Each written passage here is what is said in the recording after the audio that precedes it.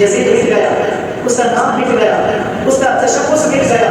حسین کل بھی زندہ تھا، حسین آج بھی زندہ ہے. ارے مرتا تو وہ ہے کہ جس کی فکر مر جائے، مرتا تو وہ ہے کہ جس کا نصب العین مر جائے، مرتا تو وہ ہے کہ جس کا مشن مر جائے. حسین کی فکر بھی زندہ، حسین کا نصب العین بھی زندہ، حسین کا مشن بھی زندہ، حسین بھی زندہ، حسین کا نام بھی زندہ. آج کروڑوں لاکھوں لوگ حسین کا نام لے کر جی رہے ہیں.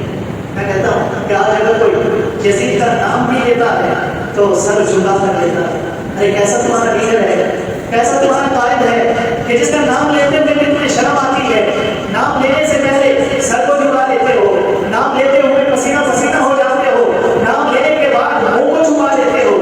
ارے کیسا تمہارا رہنما ہے کہ جس کا نام لیتے ہوئے تمہیں شرم آتی ہے، اور ہمارے لبوں پر جب نام حسین آتا ہے ہمارا قد اونچا ہو جاتا ہے، ہمارا سر فخر سے بلند ہو جاتا ہے. فخر کا دل میں دریچہ باز کرنا چاہیے، جن کا تو آتا ہے ہم کو راز کرنا چاہیے. کسی نے کہا تھا کہ کربلا یہ جنگ تھی دو شہزادوں کی، تو کسی نے اس کا بڑا خوبصورت جواب دیا. اس نے کہا کہ اگر کربلا جنگ تھی دو شہزادوں کی تو پھر قلم میں زور ہے تو لکھو حسین ہار گئے. اگر لہجے میں تمنا ہے تو کہو حسین ہار گئے، اگر انداز میں جرت ہے تو کہو حسین ہار گئے. زمانہ کل بھی کہتا تھا، زمانہ آج بھی کہتا ہے، حسین کل بھی جیتا تھا، حسین آج بھی جیتا.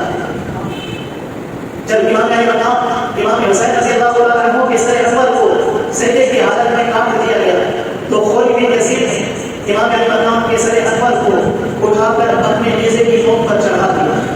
تو جو سر کا رخ تھا تو وہ زمین کی جانب تھا.